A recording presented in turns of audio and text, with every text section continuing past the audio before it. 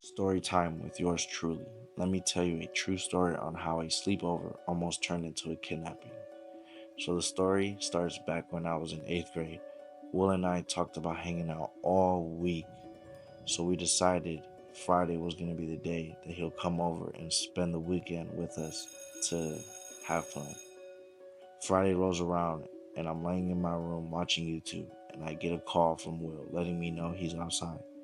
I get out of my room and head downstairs. On my way to open the front door, I see my mom and her boyfriend about to leave the house.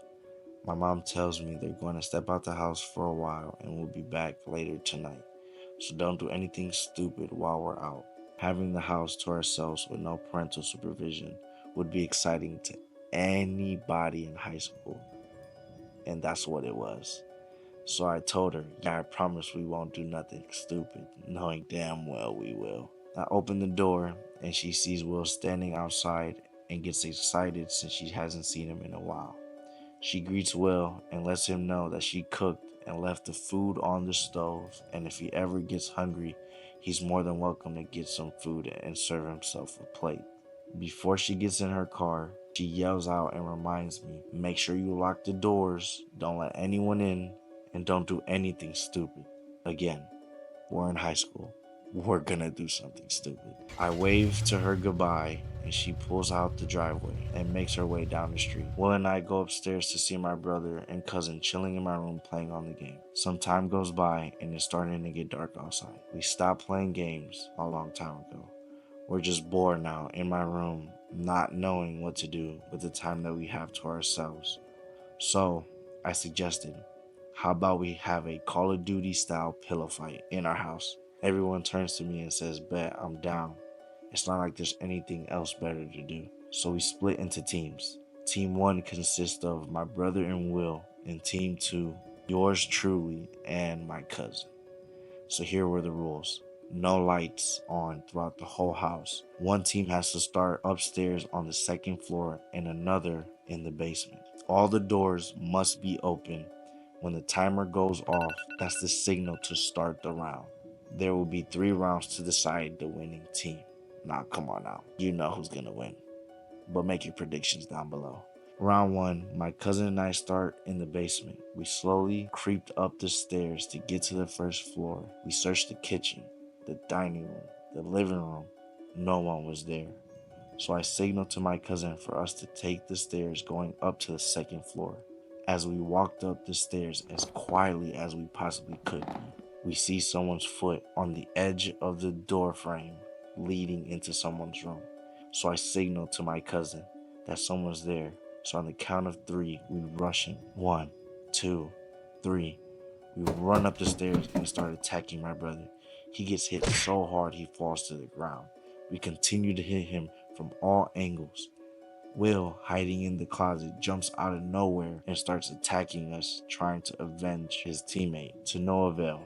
We won the first round with ease. They start arguing about whose fault it was. My brother yells, "It's your fault." Will yells, "It's your fault."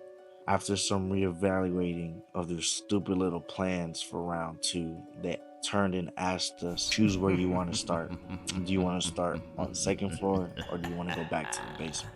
Why change something that worked for us in the first place? So we decided to go back to the basement. Round 2 starts, and just like in the first round, we started our hunt up the stairs to the first floor. We enter the kitchen to see no one, and as we turn to clear the rest of the first floor, we get scared by something being thrown in the living room. I turn to my cousin and tell him, don't be scared, go and check it out. After much time of trying to convince him to take the lead, he starts going into the living room.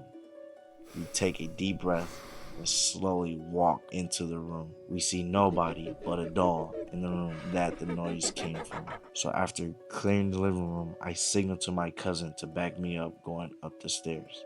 We slowly go up the stairs. We get about halfway up and I take a deep breath and proceed to go up.